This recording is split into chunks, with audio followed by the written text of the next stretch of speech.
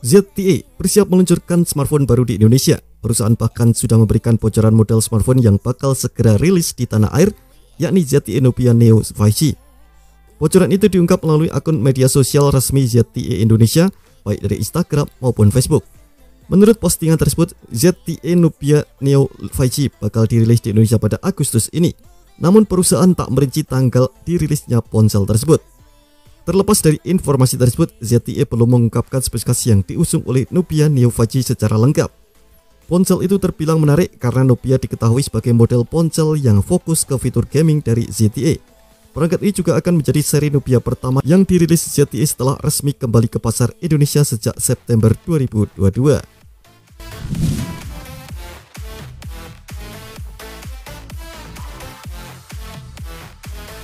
Kendati ZTE Indonesia belum mengungkap spesifikasi Neo 5G dalam postingannya, ponsel itu sejatinya sudah dirilis di Thailand. Jadi gambaran spesifikasinya bisa diketahui dari Nubia Neo 5G yang rilis di negeri Gajah Putih tersebut. Nubia Neo tampil dengan layar IPS LCD 6,6 inci dengan poni yang menunjang kamera depan ponsel. Layar dibekali dengan resolusi Full HD Plus dan refresh rate 120Hz. Yang membuatnya menarik adalah penampangnya yang didesain dengan bertema mekanis seperti smartphone gaming lainnya. Pada aspek dapur pacu, ponsel ini ditenagi oleh chipset Uni SoC T820. Chip dengan arsitektur 6 nanometer ini menawarkan CPU dengan kecepatan 2,7 GHz dan konektivitas 5G. Pada Nubia Neo 5G, chip itu dipadukan dengan RAM 8GB dan penyimpanan 256GB. RAM-nya bisa diperluas hingga 8GB dengan meminjam kapasitas memori internal sementara.